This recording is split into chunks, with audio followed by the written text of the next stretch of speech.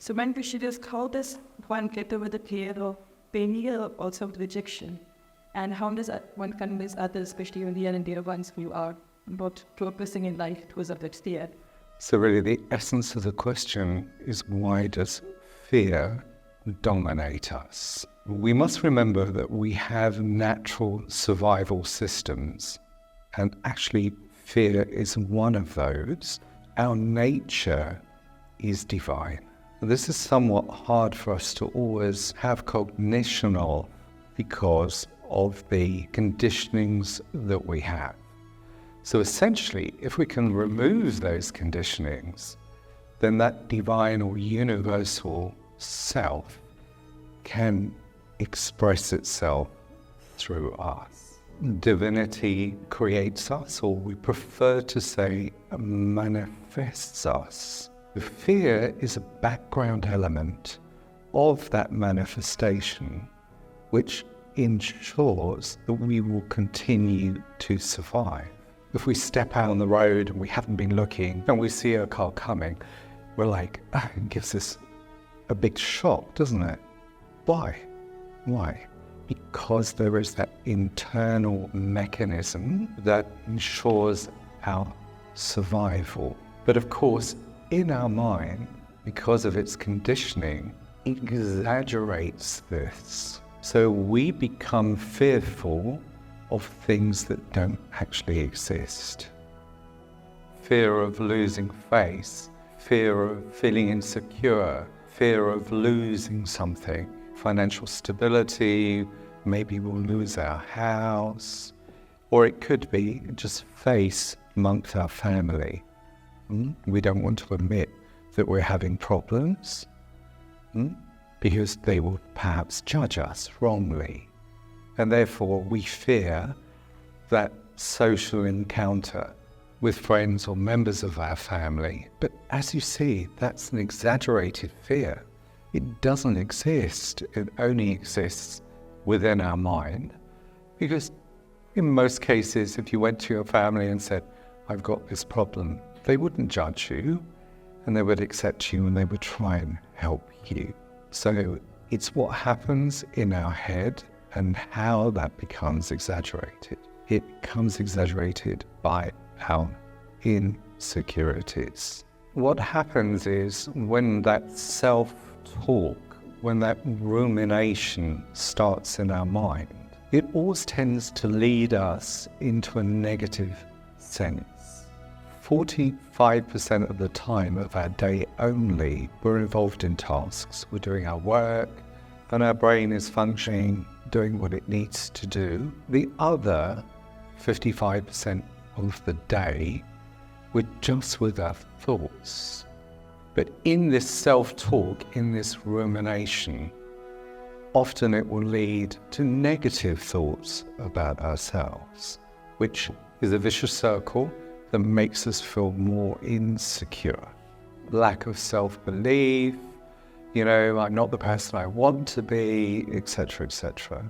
And that's what most people are suffering from because they're not integrated. So when you start on this path, when you start meditating, the first thing that it does in those first few weeks is bring an integration between body, mind, and spirit. You've heard me say this hundreds of times, but it's a very, very important point because we need that integration. We need that body, mind, and spirit to be acting as one and not in different aspects. Every time we go within ourselves, we quieten that rumination, and those thoughts that pass through in the day, they have less effect on us. They're just like, as we said, passing like thoughts on a movie screen, and we're no longer emotionally involved. So we become the observer. And through this process of observation, we have greater self-awareness. So then we start answering the questions. What should I do? Because knowing yourself, you will automatically make the right decisions.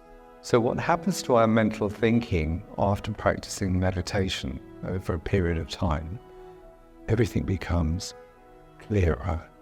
And in that clarity, we see ourselves.